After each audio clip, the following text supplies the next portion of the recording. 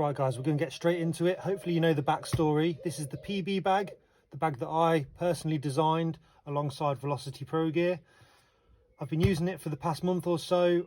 I've loaded it out with my tools. I'm going to give you a tour of the bag, show you how I've loaded it out, give you a few options, a decent tour of the bag, and hopefully you'll agree with me that it's a pretty well designed bag for a tradesman or tradeswoman. So we'll go step by step, starting from the front there.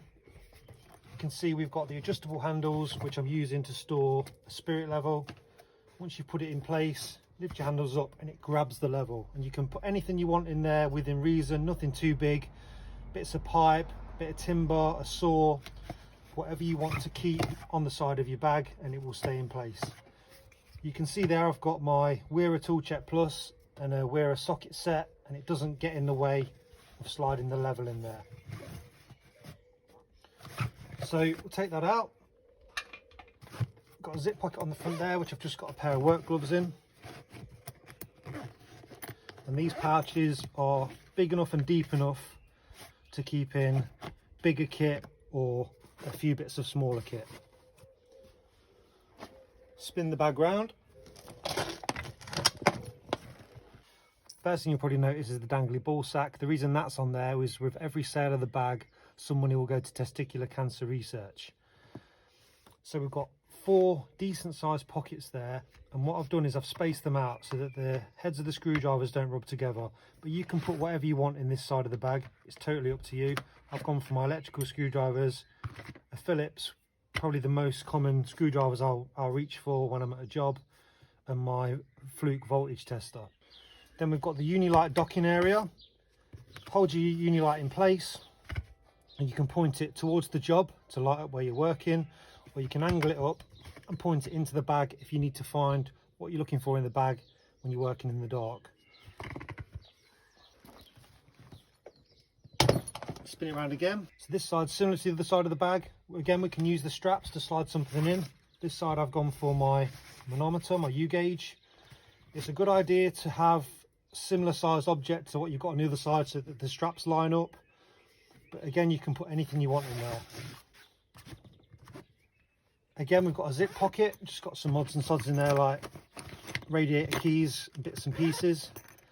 And then I've split the pockets so they're not the 2 big pockets like you saw on the other side. They're split into 4 pockets. So we've got a variation of what we can store in there. So I've got my Stanley knife, utility knife, and then a pair of pliers and a pair of scissors. But again, you can put whatever you want in there. Spin it round again. So this end we've got again the 4 pockets. I've gone for my marker pen, my pencil, and then my most common used spanners. 8 and 10 more jokers are in there, and my master cool wrench. Double tape loops, so I've got my 5-meter tape and my mini spirit level docked on there, but you can put whatever you want on there. If you want to have a 8-meter tape and a 3-meter tape, it's totally up to you. 2 D-rings on each side. One you can attach tape, loops, whatever you want onto there, and this one's for the shoulder strap, which we'll get onto in a minute. Now we'll have a look inside the bag. So flipping the lid over, you can see we're using the underside of the lid to store our long screwdrivers. We've got 5 pocket options on here. A bigger one here, which I've got my flexi shaft Weir screwdriver in, that's got a bit holder on the end, and then 4 tighter ones for standard 300mm screwdrivers. You can actually identify the screwdriver either by looking at the end of your screwdriver, or the bit pokes long enough through that you can identify it before you pull it out. I've also got an extended bit holder stored in there as well. Open up the zip, we've got a full length pocket. In there I've got my iPad, but you can put whatever you want in there. It will fit an A4 document folder. Trying to get you the best angle to look inside the bag. We'll just start with this edge. So this is the vertical storage side. So we've got 4 large pockets at the bottom, and then 8 smaller loops for vertical storage of all your tools. And then you can decide how and in what order you want to store those in. Plenty of room for big screwdrivers, all the different bits of kit you want depending on what job you're doing. At this end we've got this big pouch that has the waterproof backed cotton dust sheet with cutouts for pipes. This comes with the bag. If you don't want to use that, you've then got an extra big pocket at the end of the bag. Just spin the bag round. So along this side we've got a clear zip pocket for smaller things. I've just put a selection of stubby screwdrivers in there, olive splitter, a pipe slice and some drill bits. But you can put whatever you want in there, and because you can see it, you know exactly what's in there at all times. Just going to tilt the bag up slightly so you can see better what's going on. So at this end we've got a thin pocket at the top. I've just got some charge cables in there and I've clipped on my battery charger, USB charger.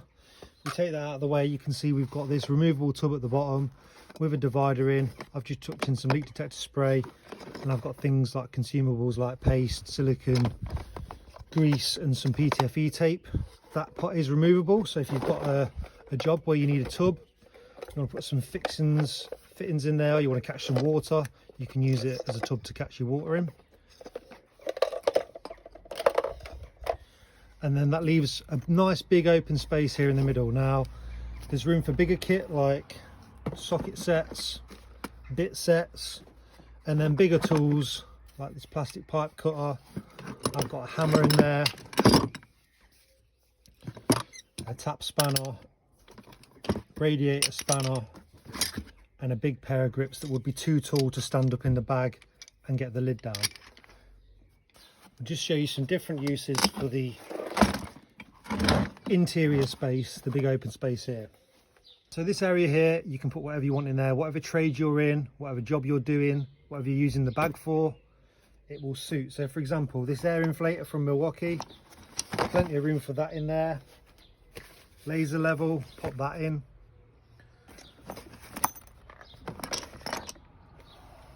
You can go for something like a bigger socket set. Cordless tools. Let's say your next job's in a block of flats and you're swapping a pump. You can drop the pump in there, shut the lid and carry it up to your job. If you want to put stuff on top of your bag, like a silicone gun, and you can carry it to the job with that resting on top of the bag.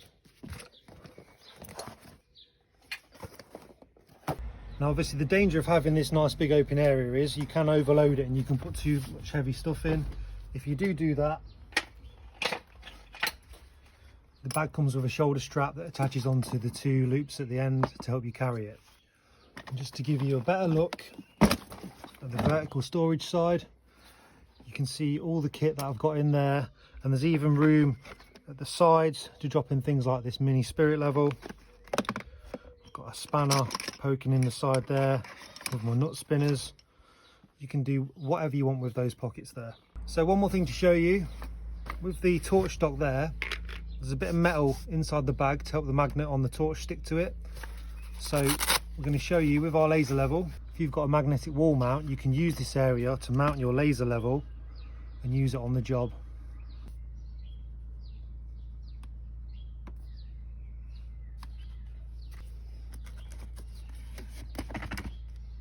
So that's pretty much the bag tour done.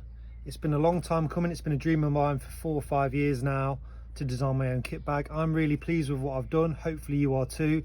I'd love to know what you think of the bag in the comments. If you can leave me a comment, that would be great. The bags are going to go on pre-order at the end of this month, the end of May. And hopefully, all being well, they'll be on sale at the end of June, first week in July. Thanks for watching, and as I said before, please leave me a comment and let me know what you think.